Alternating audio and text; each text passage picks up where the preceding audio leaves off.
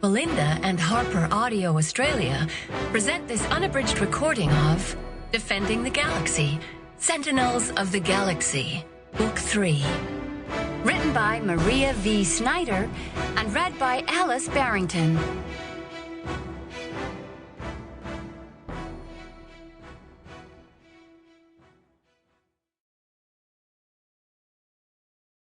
The dedication reads, "To all my soul finders, you bring joy into my life." Chapter 1, 2522, 247. The term mind blown is one of those expressions that doesn't really mean anything. People say it all the time, but it's just an exaggeration. No heads actually explode because a person is confronted with a new concept or an unbelievable revelation. Brain matter and blood doesn't splash on the walls. Yet, as I sit cross-legged on my bed and scrunch my blanket in tight fists, I'm scrambling for coherent thought. And I fear, if I let go, I will blow apart and be scattered throughout the Milky Way galaxy. What revelation, you ask, has reduced me to this state? The QNet, also known as the quantum net, a technological advancement that has allowed us to travel well beyond our solar system, has told me that it is an alien consciousness.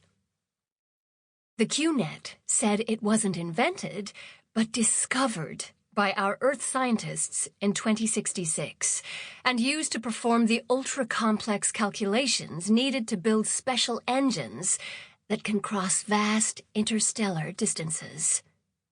And, yes, there's an and, bear with me, please. With these 5 simple words, the QNet has blown my mind. I am the Milky Way. It claims to encompass the Milky Way galaxy, meaning all the matter, dark matter, and energy contained within its boundaries has a consciousness, or soul, if you prefer.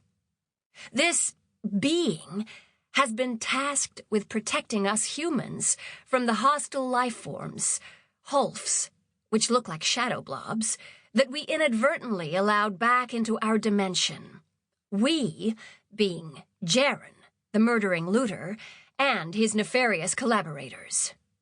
To think Jaren and I were once good friends.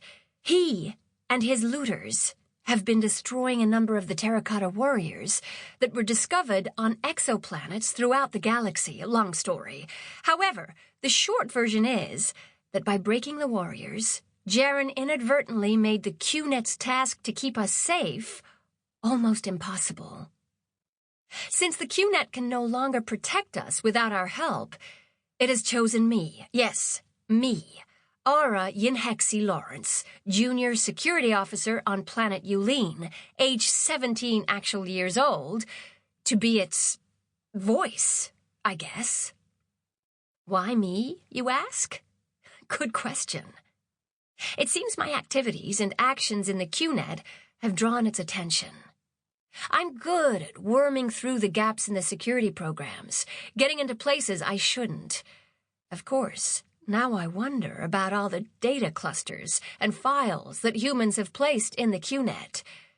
The Department of Explored Space, DES, has pretty much moved in and set up house in the QNet. And the star roads, the deepest, most complex layer of the QNet, are what we use to navigate through the galaxy and crinkle space.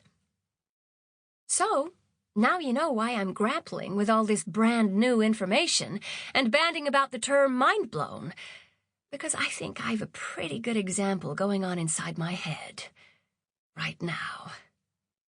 The standard response is I'm going insane, and the conversation with the QNet was all a delusion or figment of my imagination. That's a fair point, and I can't prove otherwise, although my Sample complete. Ready to continue?